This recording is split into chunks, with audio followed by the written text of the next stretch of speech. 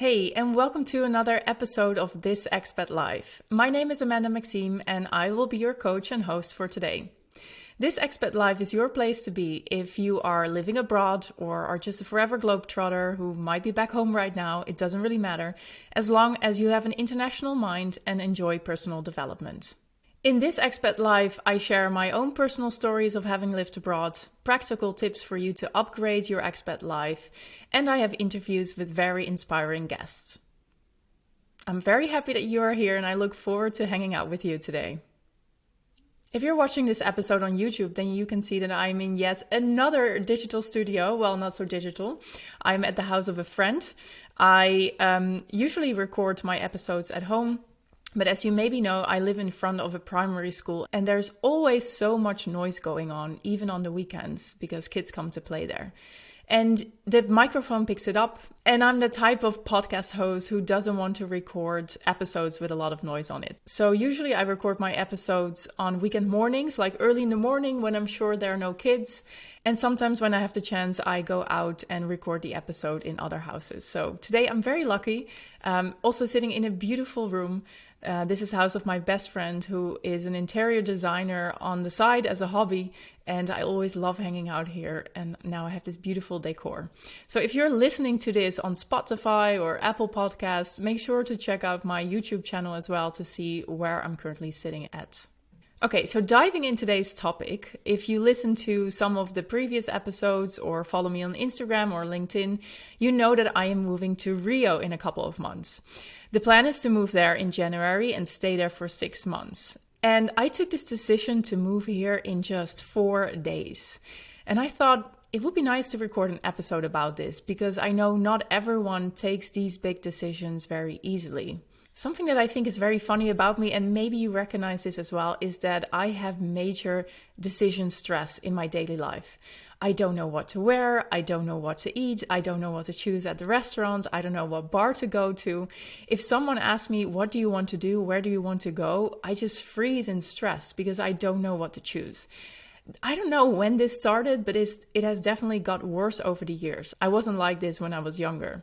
And I recently actually had a friend over from London. We met in Amsterdam and it was up to me to choose a restaurant. But every time that I try to think of something and pick a cocktail bar before and then a restaurant, and all had to be walking distance. And I had a few options in mind, but when it was time to take the actual decision of a plan for that evening, I just froze and I just postponed the decision.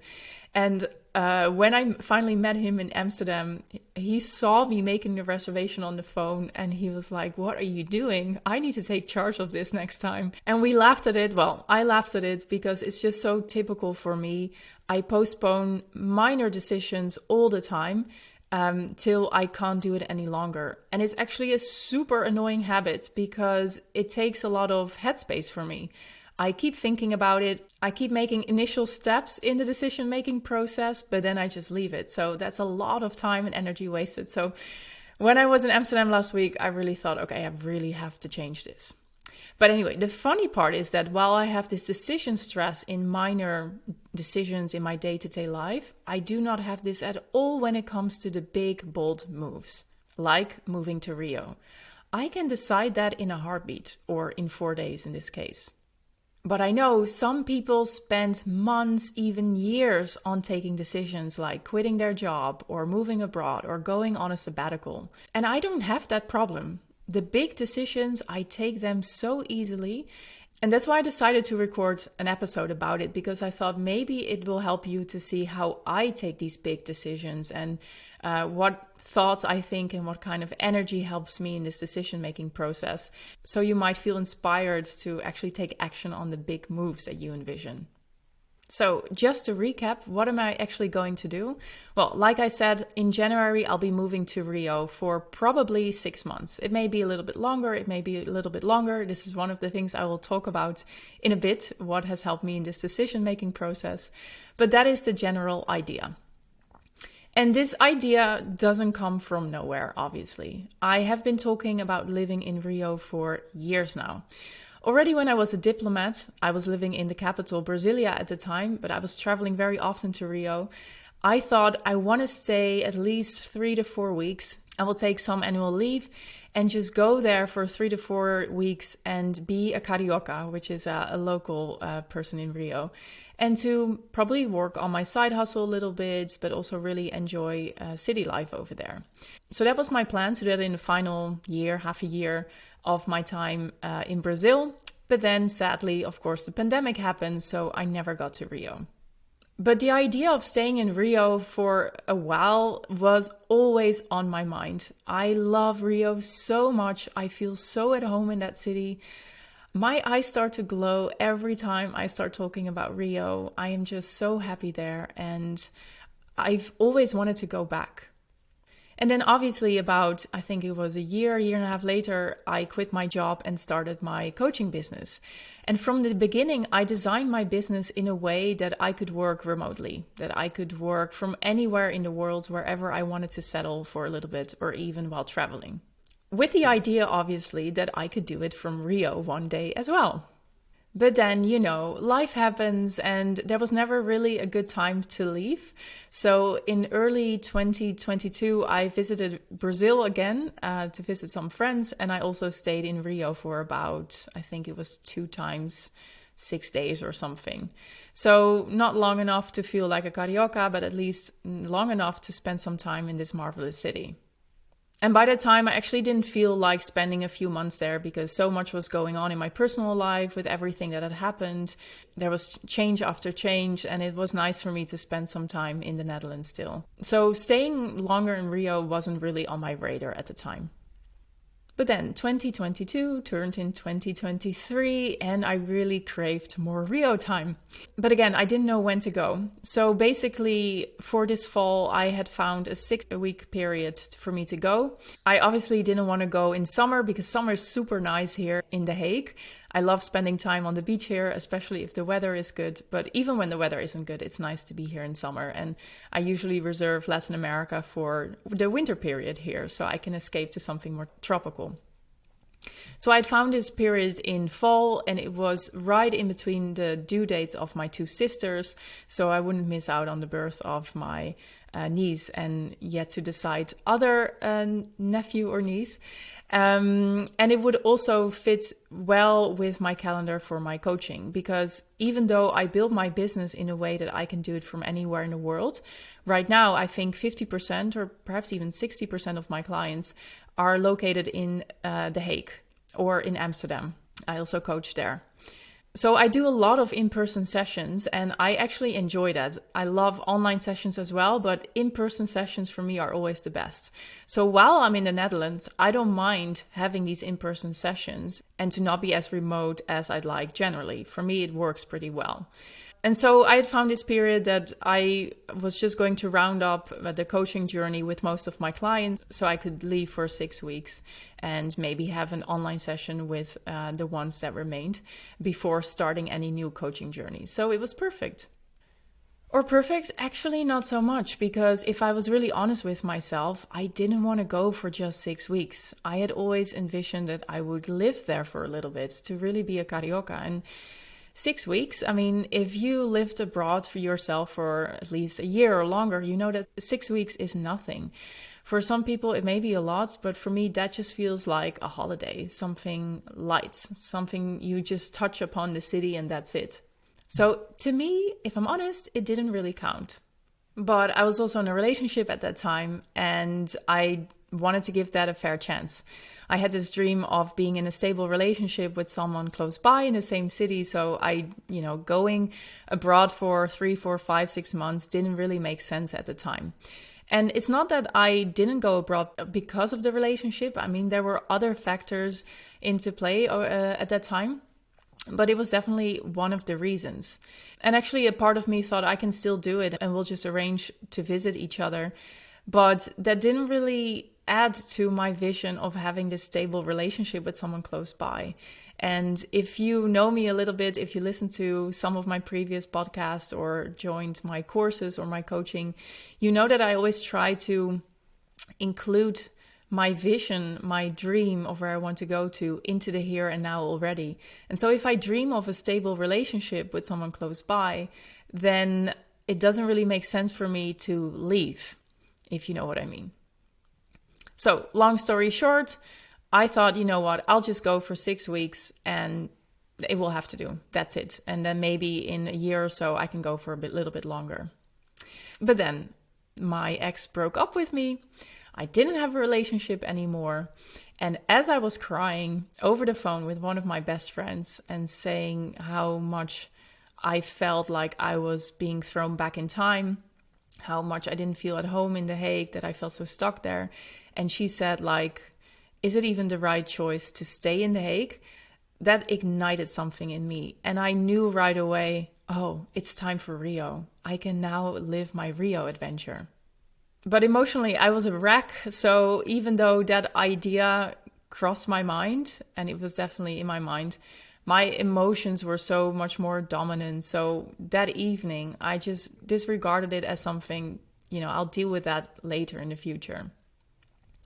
Yet, exactly 4 days later, I had already taken the decision to go to Rio.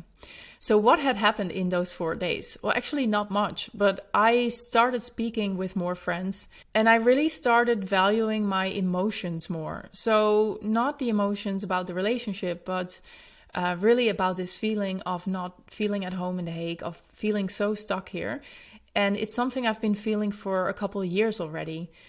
It's definitely got better over the years, but there's still a big part of me that feels like this isn't exactly the life that I want to live.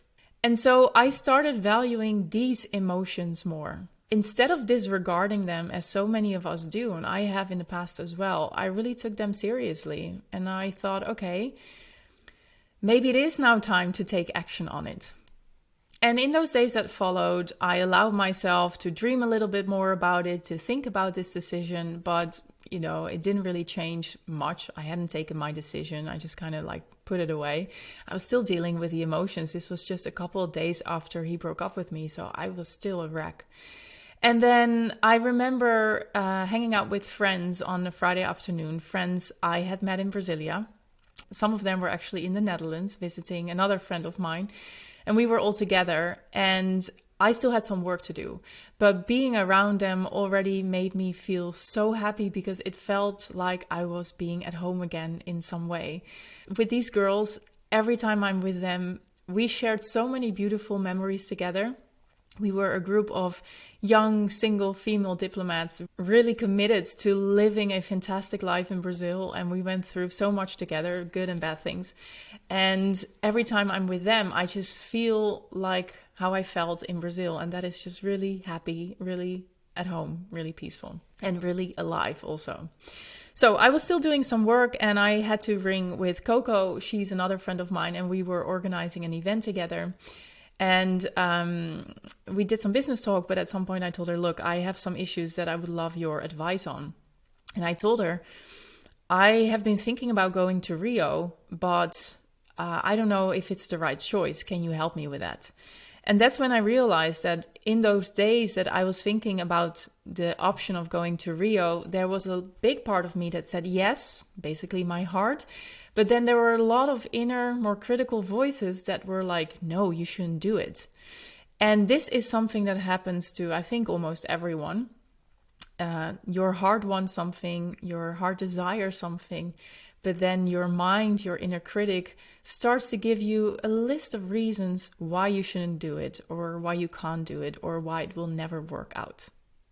And that was the case for me as well. So my main reasons of not going were actually twofold. One was about a relationship. So somehow I had this belief inside of me that I can only have a good, stable relationship the way that I wanted if I stay in The Hague. And the moment I said it out loud to Coco, I was already like, this doesn't make sense. Yet it was a big belief that was inside of me. I'll come back to that in a little bit. And the second was that I thought I need to stay here if I want my business to grow. And both are so incorrect. And I think both really stem from a bigger belief that I need to work hard and I need to hustle and grind to achieve success. Whether that's about love, to have a loving relationship, or about my business and having coaching clients. And yet it is such a false belief. I don't know where I picked it up. I mean, I have some ideas if I go back to my childhood, but It is such a false belief because Coco really challenged me. She asked me, Amanda, can you only have a relationship if you stay in the same city? And I thought, no, I've had a long distance relationship before. That was quite good. You don't have to live in the same city. But my belief was even worse. It had to be in The Hague. It had to be in the Netherlands. And now that I'm talking about it, I think, oh, maybe it has to do with the fact that I dated abroad a lot. This is maybe another topic for an episode one day, if I feel ready to open up about that part. But it wasn't always successful dating. So I had short relationships, but there was always a lot of drama involved. That's also what you get when you date Latino men. And my longest relationship was with someone in the Netherlands. And since I've been back, I had 2 other longer relationships, not super long, but longer than I had before. So I think this kind of planted the seed in my head that I need to be in the Netherlands for a good, stable, loving relationship. I also really didn't feel like dating foreign men anymore because it was always, as I said, so much drama and so many issues and And so I had this image that was so stubborn in my mind. It needs to be a Dutch guy and it needs to be in the Netherlands. But I wasn't really conscious of this. So when Coco asked me this, I was like, oh no, actually, that doesn't need to be the case at all. If you listen to one of my previous episodes where I interviewed Puk Landewee, she actually told me, I'm not sure if she also said this on the interview, but she met her fiance on the plane from San Francisco to Amsterdam, and he was Swiss. And when Coco asked me the question, I remember this story also, and I was like, oh yeah, I can meet my guy anywhere as long as it's the right guy for me. It doesn't matter, what nationality they are, where they live, where I live, where we meet. It can happen anywhere. But this was a blockage that I had to overcome, a false belief that was holding me back. And maybe if you listen to this, you actually recognize that with yourself as well. We all have these false beliefs about ourselves or about others or about the world, and they hold us back in so many subtle ways, which is such a pity, really. But it takes time and choices and mistakes to understand and identify those false beliefs. So when Coco asked me that question, that was already some weight that got lifted off my shoulders. And I was like, okay, you know what? I can find the one anywhere. I don't need to stay in The Hague. And if I'm honest, if I look at the empirical evidence, actually staying in The Hague hasn't worked so well for me. So maybe it is time to go to a different location. Maybe that's where I'll find my guy. And then the second part about the business, that was also really holding me back because I've been working really hard to find amazing coaching clients. I'm really lucky with them. I've worked hard to set up my personal brand, being everywhere on the socials with this podcast, to increase my reach. I've worked really, really hard. And I know that I'm, gaining more and more traction every time. So that makes me really happy. But I also know I'm not at the point where I want to be. So I have some clear visions for my business, and some are really long term and some are shorter term. And I'm not quite there at the short term goals yet. So somehow the idea of me moving to Rio was another blockage, and it just froze me. And I thought, but I can't do that because that means I will ruin my business. Seriously, in these words, this is how I thought it. It was a pretty strong feeling around it. To me, it felt like if I would move to Rio, I would basically give up on my business. And actually, this blockage, I haven't solved it 100% yet, although I can really sense that right now I'm in the process of it. But I also realized that this is just a matter of planning and strategy. I can work online a lot more, and it doesn't really matter where I am. I just need to have a good strategy in place. So this was something that was solved a little bit, but it was more from a rational point of view that I felt like, okay, if I just have the right plans and stuff, I can make this work. But I still felt it's like, ooh, it feels a bit scary for my business because I don't know what will happen if I actually move to Rio. And, I might throw my business in the garbage with it. But in that phone conversation with Coco, I really felt this dream of living in Rio coming to life again. And she basically challenged me on my assumptions, and she showed me a mirror And I also showed myself a mirror that I was believing something that wasn't right. It didn't make sense what I was believing. And right then and there, in that phone conversation with her, I thought, fuck it, sorry for my words, but I am going to Rio. I just need this. I've been dreaming of this for so long. It is time to take my dreams more seriously. It is time to put my dreams into action and to not be held back by all these false beliefs that I have about myself and my business. And then I just told her, I'm in, I'm going to do it. I'm going to Rio. Oh my God. And the moment I said this, and you can see it in my face again if you watch this on YouTube, but the moment I said it and I really said out loud, I'm going to Rio and it's going to be in January, I just felt like, oh my God, finally it is happening. My dream is coming to life. And that is a fantastic feeling. Okay, so what has now really helped me to actually take that decision? Well, I think the first step is to really follow my heart and not my head, as you've already seen in what I just shared about how it went in my head and all these false beliefs.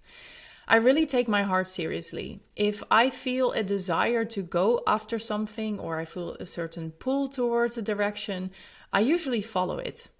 I've mentioned this in a previous episode about how I quit my job, but I don't question what I am interested in or what I feel called towards.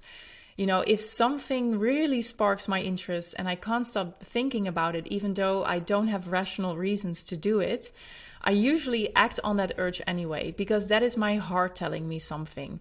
Whether that's about moving to Rio, or quitting my job, all these big things, or even taking singing classes, something I've been wanting to do also for a long time, which I'm now finally doing.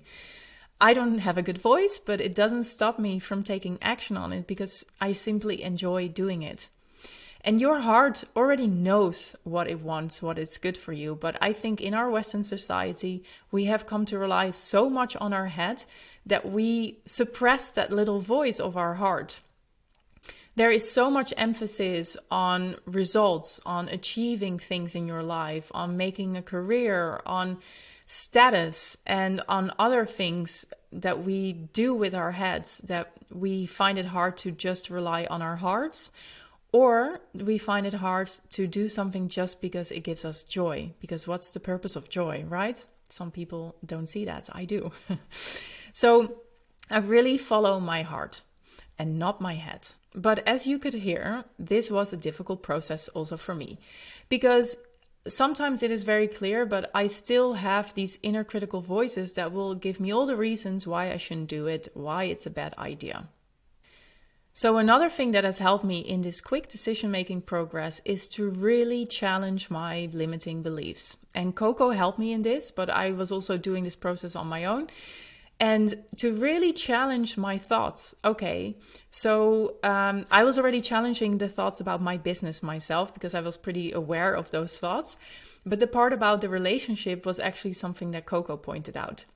So if you are not really good or you haven't done it very much, challenging your own thoughts, make sure that you have someone who you trust, who can be like your sparring partner, who can really be the devil's advocate and to really challenge you on your beliefs and assumptions.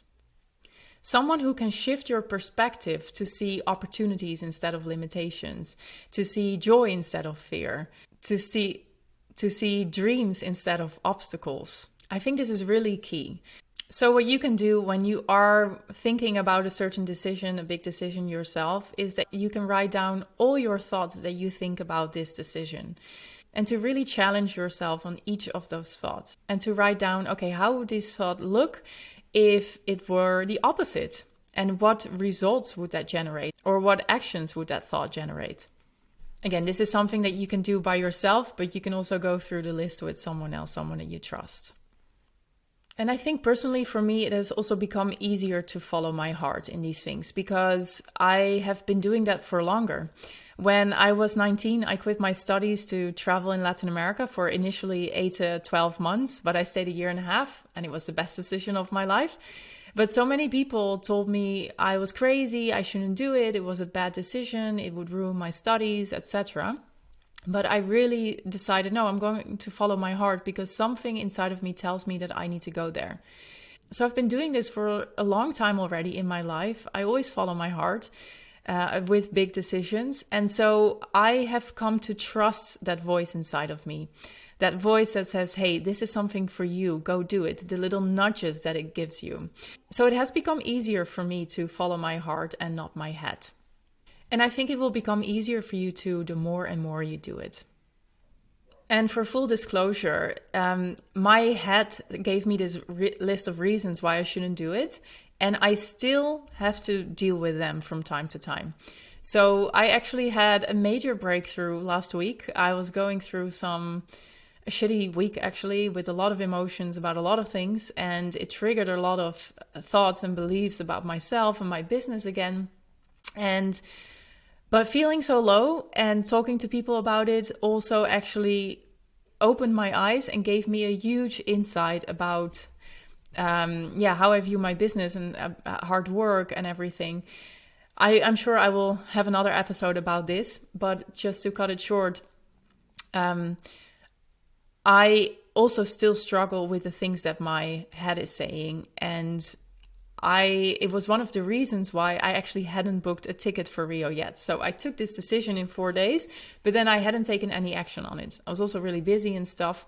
But that was also because my head was still giving me a few reasons why this wasn't a good idea. And the more you listen to it, the more it starts to generate this fear and it starts to challenge your decision.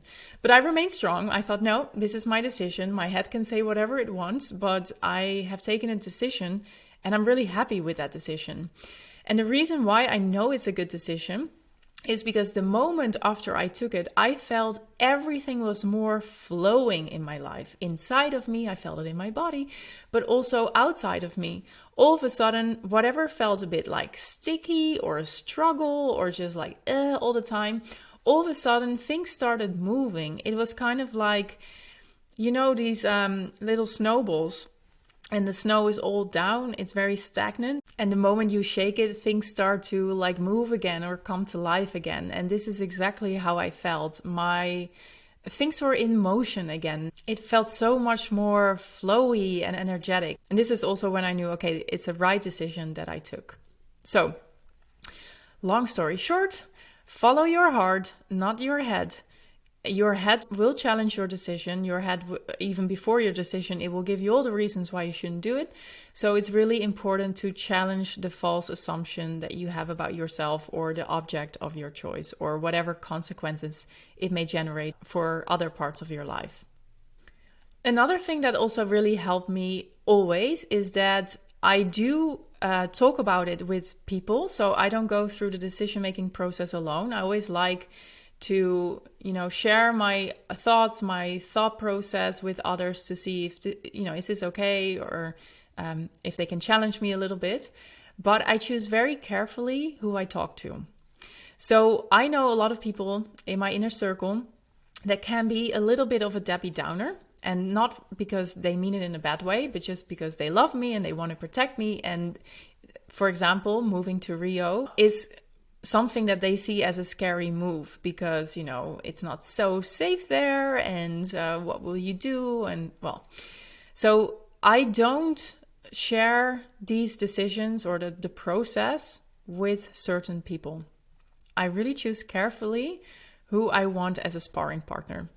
And these have to be people that they don't have to think necessarily the way that I think, but at least that can put themselves in my shoes and to really give me objective advice. So actually my best friend told me right away, you should do it. Like, just go for it. You've been told, actually all my best friends have said this. You've been dreaming about it for so long, do it.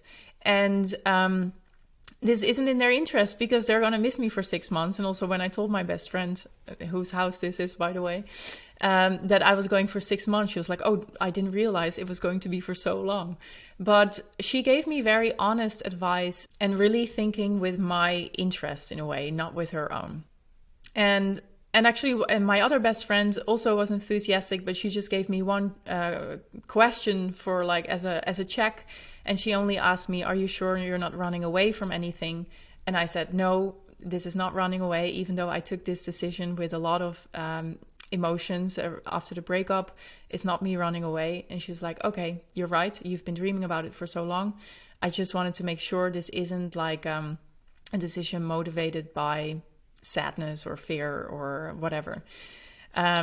So find the right people around you who can help you truly in this decision-making process.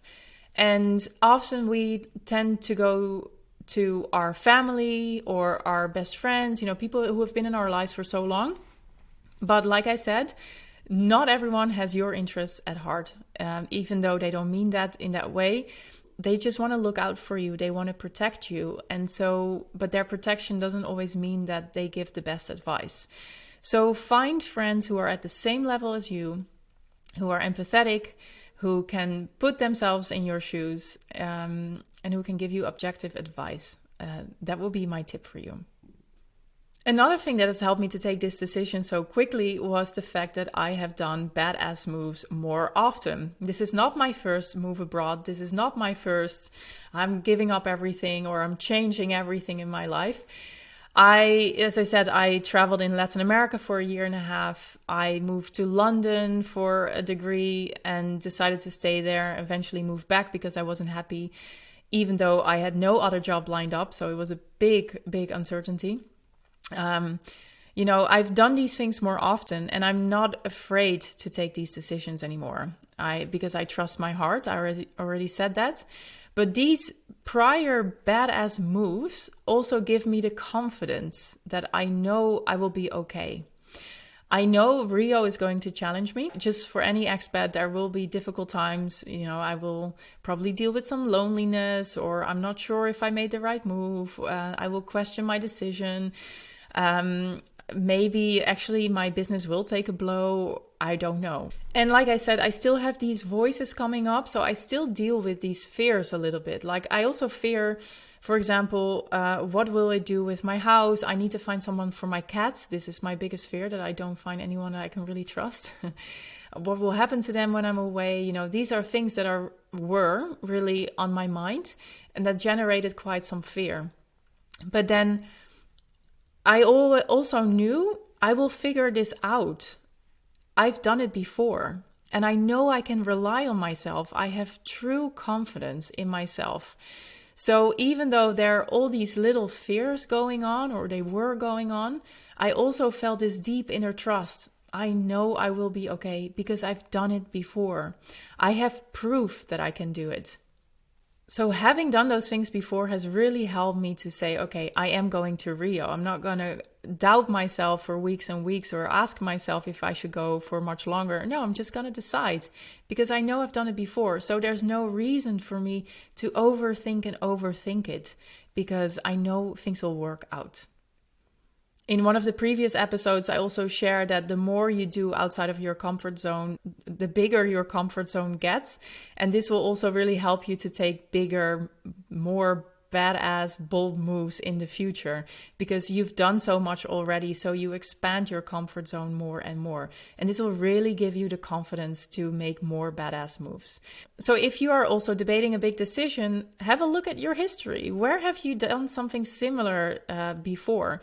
And it may not have to be in the same area. Like, for example, in the previous episode, I shared something about having run a marathon. So that has nothing really to do with moving abroad. But running the marathon really gave me the confidence, like, okay, if I just put my mind to it, I can get things done. I just need a clear goal and a schedule or a scheme and a commitment, and then I will reach my goals. So having done that also gives me more confidence in what I'm doing right now. So have a look at your own history, relevant and non-relevant things. What have you done that have really been badass moves and that can help you in taking the decision that you're currently mulling over? And then one small thing that also helped was that I always think, if it doesn't work out, I will just go back. Nothing lost. So a lot of people think, okay, if I take this decision, it's permanent, or I need to stick with my decision because, I took the decision. So it's my choice. So I have to stick with it. And I really don't like that way of thinking because life isn't stagnant. Life isn't permanent. You have a lot of power over your life. It is really, most of it is really in your hands. And if you took a decision and you made a choice and that choice isn't giving you the happiness that you craved or is simply not working out for you, You can always come back on your decisions. There's not some kind of decision police that will tell you that you couldn't have done that and it will send you to decision jail. Or actually there is. It's called society. People have an opinion about it. But you don't really have to care about them. That is just other people talking. Ultimately, it comes really down to you. What is it that you want in the here and now? And if you realize that you made the wrong decision, learn your lesson and change your course, change your direction. Go back to where you were or try out something new. It is all possible. You don't have to stick to your decision simply because you once made that choice. So in my case, I just think, you know what? If it doesn't work out, I am one plane ticket away. That's it, of moving back. And this is also why I always make sure I have enough savings for these kinds of emergencies, that I can really think, okay, no matter what happens, I can safely land on my feet again. I can buy a ticket back home and I have at least something saved up for 1 month, but usually a lot more. I always take care of that. So you always have this trust, this safety net for yourself that you created. If it doesn't work out, I can always move back.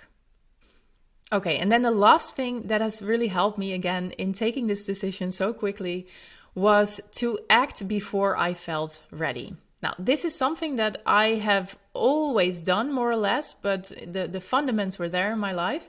But I've really learned the skill much more when I became an entrepreneur. Because what happens is that we want to do things well. At least I want to do things well. I'm not a real perfectionist, but I have a bit of that tendency. And so I used to have a tendency of overthinking things, of making my thinking perfect, but then not really acting on it because I wasn't ready or the situation wasn't ready or whatever. It wasn't perfect, so I didn't really move. And what I've learned already traveling abroad, I mean, this is where you get really thrown in the deep, but what I really learned as an entrepreneur was that I just need to act even if I don't feel ready. Because if I don't act, nothing will change. And if you're an entrepreneur, you need to generate that change. You also need to generate revenue or achieve your goals or find clients. And if you don't act, not much will happen. So when I quit my job as a diplomat and became an entrepreneur, I actually didn't feel ready at all. I've been thinking about quitting my job for years already, but I was still living in Brazil. And my plan was, okay, when I come back, I will work for a little bit and then, land a little bit on my feet again and then quit my job.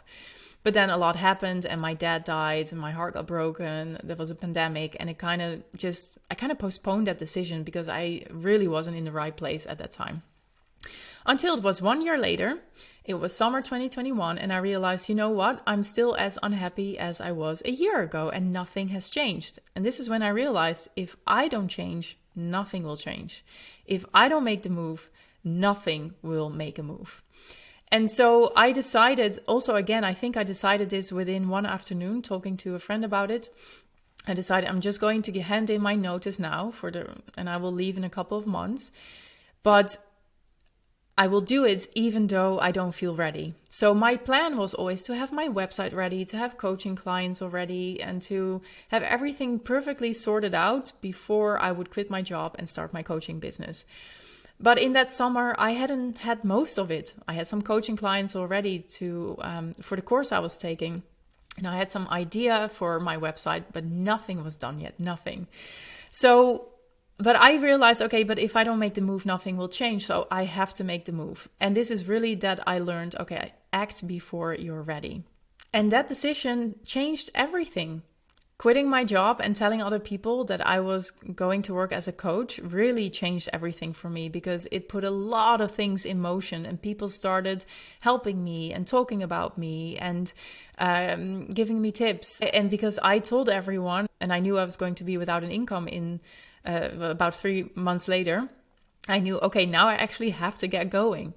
So act before you're ready. And also with Brazil, I didn't feel ready. I feel like my business isn't 100% remote yet. I had a different plan of how I would do this if I were ever to move to Rio. But then I remembered this and I said, no, I'm just going to act before I feel ready, because the truth is you'll probably never feel 100% ready. And even if you are ready, life happens. Even if you are perfectly prepared, life can throw you a curveball at any given moment, and you will have to change your direction or change your approach. So it doesn't really matter how ready you feel. But acting on things really generates so much more change than thinking perfect thoughts. So remember that if you are going through your own decision-making process at the time and you feel like, but I'm just not ready. I don't have enough money saved yet. I don't have enough knowledge. I'm not old enough. Whatever you think around that you aren't feeling ready yet, toss it aside. Make sure you have a safety net that you created for yourself, a backup plan. But toss it aside and just act on it. And you'll be surprised with how much change it will generate for you. I guarantee you that. All right, these are some elements that I used in my decision-making process of moving to Rio, a decision I took in just 4 days. I hope they inspired you to also take your decisions a little bit more swiftly, to follow your heart more, to take more action on your biggest dreams, and to really get things in motion. And I would love to hear from you. If any of these tips resonated with you, if you are putting one of them into practice and are already seeing the results of it, please let me know. My digital door is always open. You can send me a DM on Instagram or LinkedIn, or you can even share about this podcast episode on your own social media account. I would love that. Because also the more people who listen to the show or who watch the show on YouTube, the bigger our community gets. And I would love for us to grow this community of adventurous, self-reliant, globe-trotting, life-loving, conscious, growing expats across the globe. I'm really happy that you are here, part of this journey. And actually, that reminds me, there is one final thing that I want to share with you. This coming Monday, my signature course and group program, Expat Life School, is starting. And I am so excited about it because the group is forming so nicely already. And I can't wait to dive deeper with a bunch of committed expats who are committed to making their life better, to really enjoy their expat life and to live in an authentic way aligned with their dreams and needs. We are starting this Monday, and this round of Expat Life School is also going to be the very last round that comes with a somewhat intensive community period. So Expat Life School is a do-it-yourself course. You have access to it for a year. It comes with nearly 40 videos on everything you need to upgrade your expat life, truly everything. But it also comes with a 4-month period that we share together as a community. And in those 4 months, we have our own private online account where we engage together, where you can ask your questions, share your tips, where I will also share more inspiration and content so you can really soak up all my expertise in a really easy way. And we will also have 5 group sessions in those 4 months together, where we'll dive deeper into topics like belonging, limiting beliefs, the ones that I mentioned here in the podcast also, and much more. And this is also where you can ask all your questions and where I will give you a lot of fun exercises for my coaching practice to do, so you can really go beyond your usual way of thinking, so you can make an actual change to your life. I'm super committed to helping you making that change. I do this through my podcasts here for free. And if you like these episodes and you get a lot of value of it, just imagine what you get in Expat Life School. I guarantee you, I will give my all. I'm really committed to helping you make that change. So if you want to hop on board, Monday is the last day to sign up, and it's really for a ridiculously low price. You get all the 40 videos, the 5 group sessions, the 4 months in the community, and with extra inspiration for me for just 125 euros a month for 4 months. Plus, there is a money return guarantee, so if the course isn't meeting your expectations, just let me know by the end of October and I will send you your money back, no questions asked. It is really that simple. It's because I believe in my course and I know that you will get a lot of value of it, but if you don't feel that way, I'm happy to return your money and there's really no questions asked. So that makes Expat Life School a risk-free purchase. I would love to welcome you inside of Expat Life School, and if you have any questions about it, just let me know. I'm also offering free, quick 15-minute match calls to see if Expat Life School is the right match for you. Anyway, take care and have a fabulous day wherever you are.